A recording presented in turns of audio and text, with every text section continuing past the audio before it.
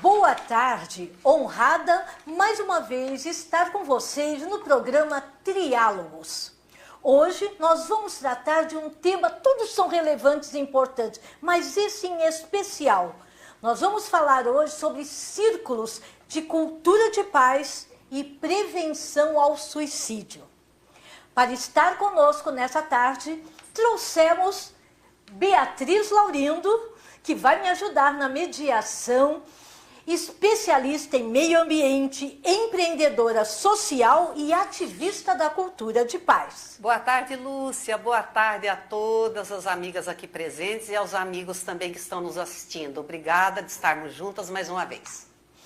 Também conosco, Liliana Claro de Rezende, mestre em educação, especialista em supervisão escolar, graduada em letras, coordenadora do Programa de Justiça Restaurativa na Secretaria aqui municipal ligada à educação em Santos, coordenadora do primeiro curso de Justiça Restaurativa, nível de pós-graduação na Universidade Santa Cecília. Um alô, Lili. O som... Me desculpa, estava com o som bloqueado, agora é pronto. Uma boa tarde a todos os telespectadores, quero agradecer especialmente a Lúcia, a Bia pelo convite, para estar junto com Maíra, para falarmos de um assunto tão importante, né, esse tema, então que a gente possa contribuir aqui, para que a gente possa cada vez mais trabalhar com a prevenção da questão do suicídio. Gratidão. E doutora Maíra Terra Cunha de Sarno, membro do Departamento de Adolescência da Sociedade de Pediatria do Estado de São Paulo, título de especialista em Medicina de Adolescente e Pediatria pela Sociedade Brasileira de Pediatria, EBIATRA, ela vai conversar conosco sobre isso, preceptora na Santa Casa de São Paulo e pediatra no Hospital Albert Einstein. Muito bem. Boa tarde a todos, é um prazer muito grande estar aqui. Eu agradeço muito o convite. Conversar nesses espaços é extremamente desafiador, mas acho que é muito importante e enriquecedor. Liliane, é um prazer estar com alguém tão capacitado como você para dividir esse triálogo comigo. Hoje nós até brincamos, o triângulo se transformou num quadrilátero aqui. Isso. Porque o tema era tão relevante, nós não gostaríamos de só negligenciar uma em detrimento de outra. Então, faz mal. Nós estamos inovando sempre, mesmo no Triálogos, né? Isso. Gente, para a gente não deixar passar em branco, gostaria de apresentar também aqui a querida amiga, irmã Lúcia Helena Cordeiro, que é mestre em educação, é palestrante, é coach. Se eu começar a desfiar aqui o rol das competências técnicas, das habilidades da Lúcia, eu vou ficar até amanhã. Então, vou ficar aqui com essa pequena apresentação. E, Lúcia, devolvo para você contar um pouquinho para nós por que o mês de setembro foi eleito, né, esse mês como para nós destacarmos, falarmos sobre suicídio, esse tema que é tão caro a nós hoje na sociedade. Sempre é importante, né, Beatriz, nós contextualizarmos aquilo que nós vamos tratar hoje. Quando a gente fala, de onde surgiu, por que setembro, por que amarelo, de onde nasceu essa manifestação? O Setembro Amarelo é uma iniciativa do famoso e querido CVV, Centro de Valorização da Vida, do Conselho Federal de Medicina e da Associação Brasileira de Psiquiatria. Segundo, né, a Associação também Catarinense de Psiquiatria, a cor da campanha amarela foi adotada por uma linda história, triste, mas linda história, por causa de algo que inspirou. E que história é essa? É recente. Em 1994, um jovem americano de 17 anos, chamado Mike M., tirou a vida em seu próprio Mustang 1968 de cor amarela. Ele era apaixonado por Mustangs amarelos. Seus amigos e familiares distribuíram, então, no seu funeral, cartões com fitas amarelas e mensagens de apoio para as pessoas que estivessem enfrentando o mesmo, desespero de Mike. E essa mensagem se perpetuou mundo afora, até em honra de tudo aquilo que havia ocorrido. O carro era um Mustang 68 hardtop, completamente restaurado pelo próprio Mike, que era apaixonado por carros, e pintado de uma cor linda, um amarelo muito brilhante. Os pais de Michael, Dale M. e Darlene M., iniciaram então a campanha do Programa de Prevenção ao Suicídio Fita Amarela, ou Yellow Ribbon, em inglês. Assim, com essa história que nos inspira a promover ações para a prevenção de suicídio, e vamos conversar como os círculos podem também buscar subsídios para favorecer essa campanha. Isso, Lúcia, nós gostaríamos de começar esse nosso triálogo chamando a doutora Maíra para a fala e primeiro pedindo para a doutora Maíra, doutora Maíra, ebiatra, tem muita gente que não sabe que especialidade é essa, então nós gostaríamos que a senhora explicasse para nós o que é um ebiatra e por que é tão importante nós falarmos sobre suicídio, principalmente dentro da sua especialização, que tem a ver com as crianças e adolescentes. Seja muito bem-vinda, é uma honra tê-la aqui conosco, doutora Maíra. Bom, então vamos lá, O que é ebiatria? É algo que aqui no Brasil as pessoas não conhecem muito, é um nome, ebiatria é um nome de uma deusa grega chamada Hebe, que era a deusa do adolescente, que era uma deusa um pouco atrapalhada, se vocês lerem a mitologia grega, e derrubava as coisas, e ela era jovem, e muito bonita, sedutora, e aí ficou a deusa Hebe, ebiatria. Essa nomenclatura só se usa no Brasil. Mas, bom, o que é um ebiatra? O ebiatra é um especialista em adolescente. Então, para você ser um ebiatra, você tem que fazer pediatria, Não é a partir da clínica, é a partir da pediatria.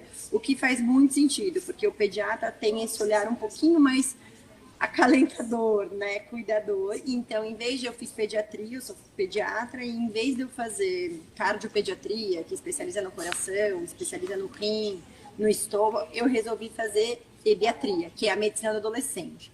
O porquê é tão importante? A gente fala que o adolescente, ele está na sociedade um lugar, ele não pertence a lugar nenhum, A gente é bastante ambíguo quando a gente vai falar da adolescência, e os médicos também, porque o pediatra é um pouquinho fofinho, atende com brilhinho, com bichinho, e isso já afasta o adolescente. E o clínico é um pouco diretão.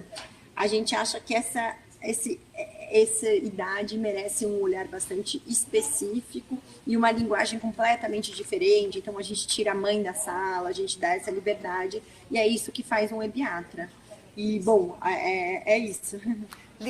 Ligando assim, por que é tão importante a gente falar de suicídio nesse momento com o adolescente, com a criança? E eu sei que a senhora, como uma estudiosa, conhece muito bem os números. Poderia falar um pouquinho desses números para nós e dizer o quanto esse nosso diálogo, cultura de paz com prevenção do suicídio é importante, Maíra? Sim, assim, a gente sabe que tem tido um aumento, sim, Tanto os números gerais de suicídio, sem olhar especificamente para os jovens. No Brasil, especificamente, tem aumentado 10% nos últimos anos o aumento de número de casos de suicídio. A fase dos jovens, a gente falando em números, para vocês terem uma ideia, no mundo, a cada 40 segundos uma pessoa se mata, São 800 mil pessoas por ano que tiram a própria vida. A média do mundo é mais ou menos 10,4 para cada 100 mil habitantes. No Brasil, a gente tem uma média de 5,7 pessoas que se matam a cada 100 mil habitantes. E na faixa dos jovens, a gente tem mais ou menos entre 1 e 2 a cada 100 mil jovens. Só que a gente sabe que por ser um estigma e por a gente falar pouco sobre isso, a gente sabe que a subnotificação é imensa.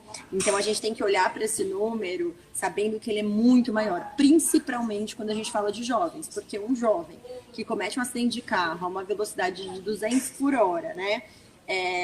A gente não sabe. E aí, é homicídio? É suicídio? A gente tem um caso famoso que eram 4 jovens no carro e diz que o motorista falou, era um jovem, falou, agora a gente vai morrer. E aí acelerou, eles caíram de uma ponte. E sobreviveu um e contou essa história. Vocês acham que esse número entrou aonde? Obviamente não no suicídio. E eu que trabalho em ambiente público e privado, a gente sabe a dificuldade, principalmente no ambiente privado, assim, os pais pedem, por favor, não coloque como suicídio, eles maqueiam esse número. Então a gente sabe que esse número é muito maior, infelizmente. E tem aumentado sim. Excelente. Lúcia, eu gostaria agora de ouvir da Liliane, com a vasta experiência em ambientes escolares, que nos falasse um pouquinho sobre a importância dos círculos de cultura de paz para a prevenção de suicídio e como isso pode e deve ser estimulado dentro do ambiente escolar, para que minimizemos ou até eliminemos um número tão grande de perda de crianças e de adolescentes. Perfeito. Então, os círculos de construção de paz, né, é uma ferramenta muito poderosa para prevenir a questão de qualquer conflito e principalmente a questão mesmo do suicídio, né? Ele faz parte, as práticas restaurativas, está dentro do contexto da filosofia da justiça restaurativa. E o que é a justiça restaurativa? A justiça restaurativa é uma filosofia de vida, é aquilo que eu quero de melhor para mim, né? Para mim, para as pessoas que estão ao meu lado, é uma mudança, né? É uma mudança de olhar da punição. Então, dentro da proposta dos princípios e dos valores da justiça restaurativa, nós temos os círculos de construção de paz, que é uma metodologia, né, que foi idealizada pela professora norte-americana Kay Pranes, que já esteve aqui em Santos num workshop, que teve muito sucesso. E o que ela traz? Nós temos, dentro da proposta circular, né, não é nada novo, né? Nós estamos resgatando aquilo que já existia lá dos nossos antepassados, inclusive os nossos indígenas que já usavam o processo circular e usam, né, a dança circular, o processo circular, para poder tratar de várias coisas. Os círculos você pode tratar assuntos variados, como um círculo de convivência, um círculo de tomada de decisão, um círculo que você pode tratar uma questão de luto. E o que nós mais trabalhamos dentro das escolas é o círculo de convivência, que é um espaço, né, que nós temos com essa metodologia que as pessoas são formadas para isso, são facilitadores, né, de justiça restaurativa. Eles recebem uma formação para usar essa tecnologia social de como trabalhar com a questão desses espaços, que são espaços seguros, né, para que os nossos alunos possam falar. Então, nesses espaços, é um momento que eles têm, é um espaço seguro, onde tem toda essa metodologia, que nós temos lá um bastão da fala, onde todos têm direito a ter vez e voz, eles podem falar o que eles quiserem. Então, nós trazemos uma contação de histórias, nós temos todo um trabalho para que eles possam se sentir seguros e contar as histórias. Então, isso dentro da escola é muito importante, porque nós prevenimos muitas coisas, como o bullying, que é nefasto, que muitas vezes a criança que recebe um bullying, ela pode carregar isso, né, dentro dela, a ponto de depois cometer várias situações que não são boas, ou mesmo o próprio suicídio, ou como aconteceu naquela escola em Realengo, no Rio de Janeiro, né, que o jovem entra e ele ainda vê, é como se estivesse lá na sua adolescência, onde ele sofreu bullying. Então, ele entra com aquele patológico, né?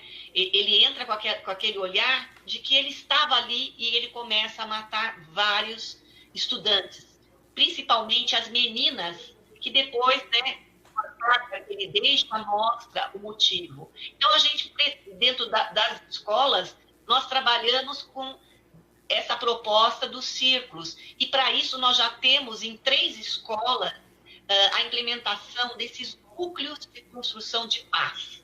Que é para quê? Para trabalhar mesmo com o conceito dos valores, dos princípios da justiça restaurativa. E isso é muito importante. Eu vou colocar um relato de algo que aconteceu comigo no círculo. Eu fiz um círculo muito desafiador, onde tinha acontecido o suicídio de uma aluna, não dentro da nossa rede, ela era de um outro município. E no relato final, a mãe, ela traz, né? Ela tinha ficado muito afastada de ir para a escola, e a gente consegue trazê-la, né?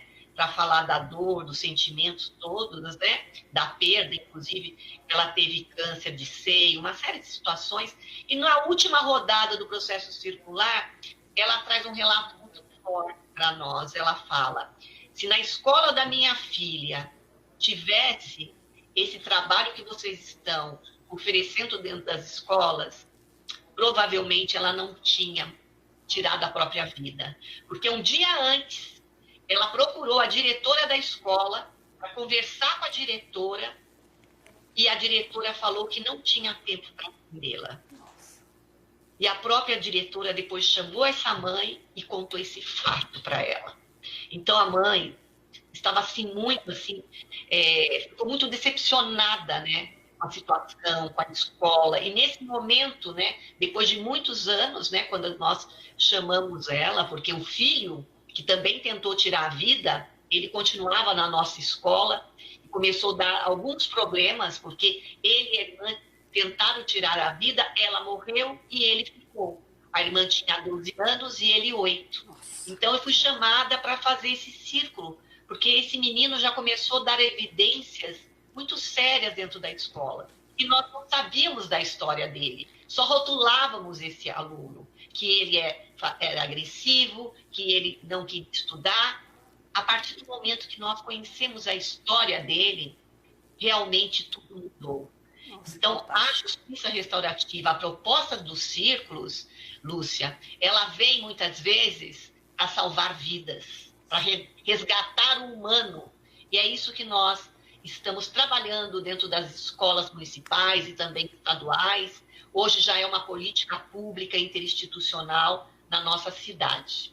Muito bem. Nossa, a Liliane traz um aspecto muito importante, né? O círculo de cultura de paz, ele é esse lugar que cria um ambiente de confiança, de credibilidade, de pertencimento, e principalmente esse adolescente, esse jovem, ele sente que ele não está só, que o problema que é dele também é do outro, e então esse fortalecimento, esse pertencimento vai trazendo essa cultura de paz, esta prevenção, eu não estou só. E gostaríamos de colocar para a doutora Maíra, hoje em tempos de internet, onde tudo é virtual, onde a nossa vida está na mídia o tempo inteiro, onde os casos de suicídio, às vezes eles são massacrados na mídia. O que acontece, doutora Maíra, com a mídia, com, vamos dizer assim, com toda essa publicidade que é dada? Isso ajuda ou atrapalha na questão do incentivo ao suicídio? Como a senhora tem visto? Existem políticas públicas para que a gente amenize? Como isso se dá na imprensa?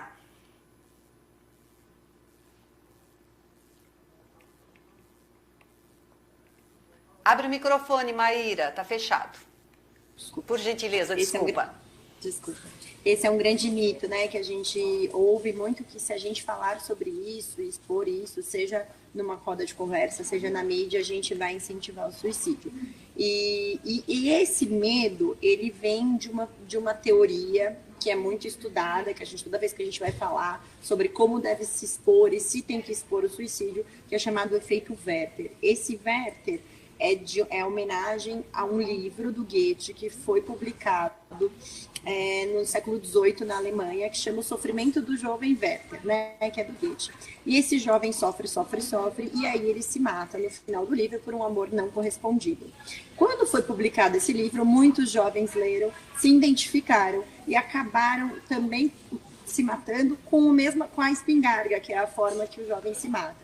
E aí começaram a se falar, nossa, se a gente coloca isso, seja na literatura, seja na mídia, de uma forma muito explícita, a gente tem um efeito contágio, que é esse efeito Werther, que foi muito discutido, e eu lembrei muito com a fala da Liliane, do 13 Reasons Why, né, que é uma série do Netflix, que é uma série que são 3 episódios, meio que colocando o que levou, né, a complexidade de uma jovem que no último episódio tira a própria vida.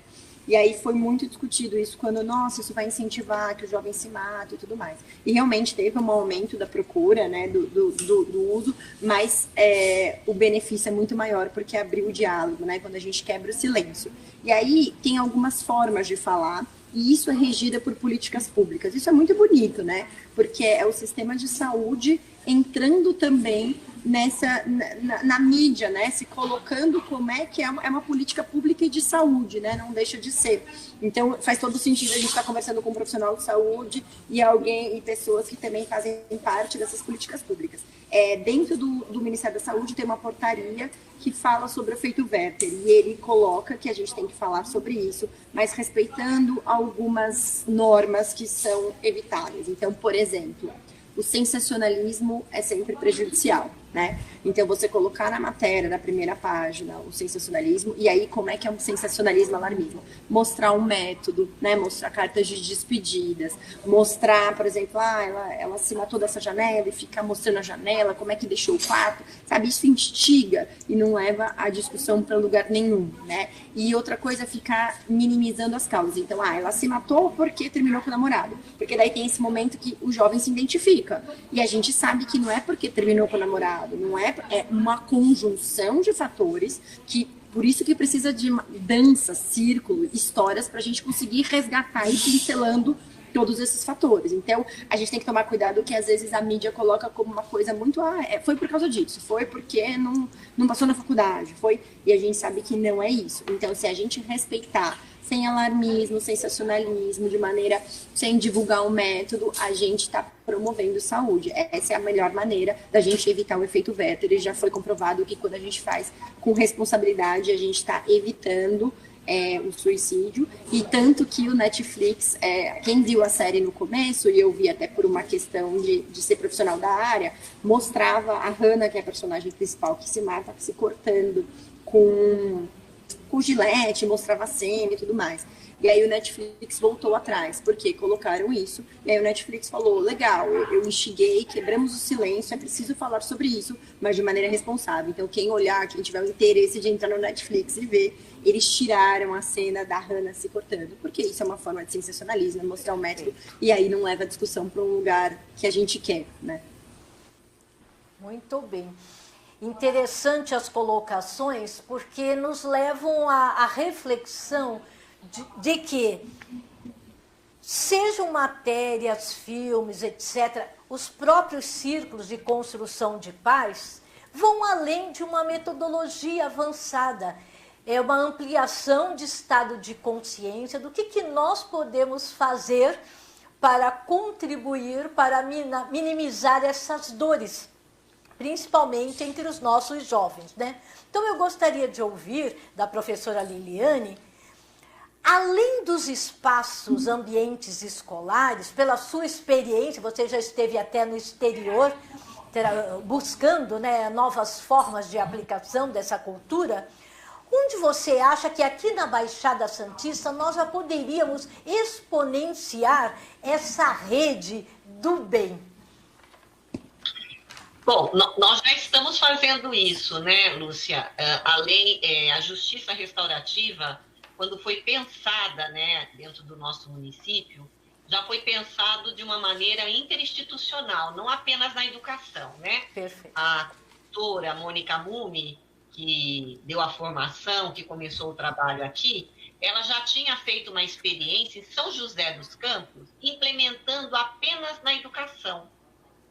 Só que quando ela veio fazer o trabalho em Santos, ela já repensou, porque a violência, né, todas essas problemáticas que estão dentro da escola, não consegue ser, né, solucionada somente dentro da escola.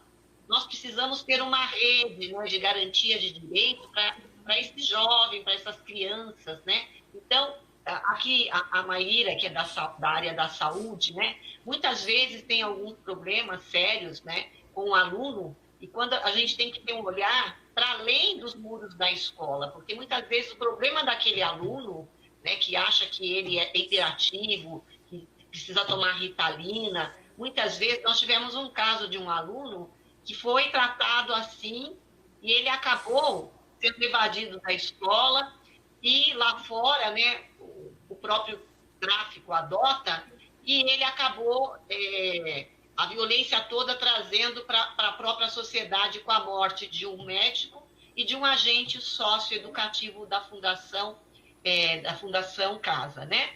Então, por que eu estou falando isso? Porque, na verdade, esse menino, ele sempre teve problemas dentro da escola. Você pega o histórico dele, né? Só que quando não se tem esse olhar sistêmico, né? Sabendo que nós todos, né? Por trás de nós existe um sistema, né? É mais fácil, esse aluno está dando trabalho, dá um remédio para ele se acalmar. Só que o problema dele estava dentro da própria família. O pai era alcoólatra, o pai estava desempregado, o pai ameaçava a mãe, ameaçava ele, ameaçava o próprio irmão. Então, ele saía da própria casa, vinha para a escola, e ali ele não parava quieto. Por quê?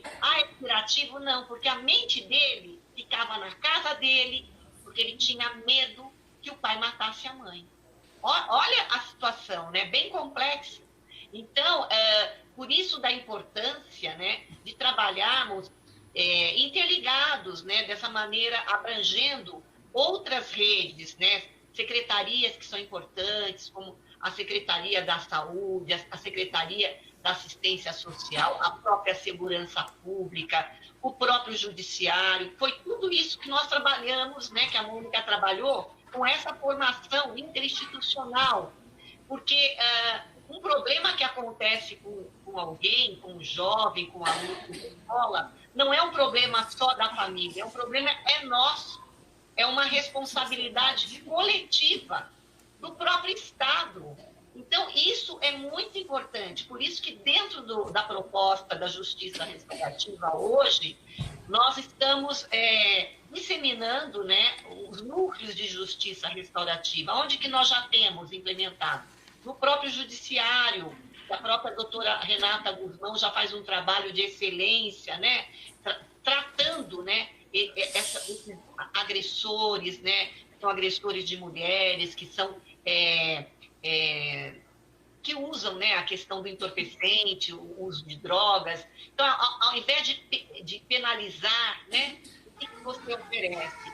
Círculos para ouvir e para pensar como você pode ajudar essas pessoas a superar, a não reincidirem, a precisar de tratamentos. Ela mesma disse que agora esses círculos serão usados, ela falou da última vez que nós tivemos um contato, foi até na universidade que vocês estavam, que esses círculos vão ser oferecidos dentro da saúde, onde tratam exatamente desse assunto, né, da dependência química, para poder ouvir esses jovens, as pessoas que precisam. Porque, na verdade, não adianta punir, não adianta, né, colocar lá mais um lá dentro do presídio para sair pior ainda, precisa tratamento. Então, é isso que nós precisamos. Temos também agora a implementação do núcleo dentro da Câmara, né? Que ali é a casa do povo. Quais são as demandas que chegam ali? Brigas de vizinho, uma série de outras coisas, que não é o judiciário que precisa estar lá para resolver.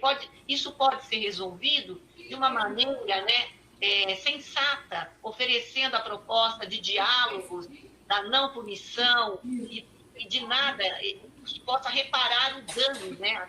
Aquele que causou e aquele que sofreu. Então, Lúcia, nós estamos juntos, pensando globalmente e agindo localmente, né? Então, pensar global e agir local. Então, a gente precisa construir cada vez mais esses núcleos para que possam estar interligados, de modo que as pessoas possam entender.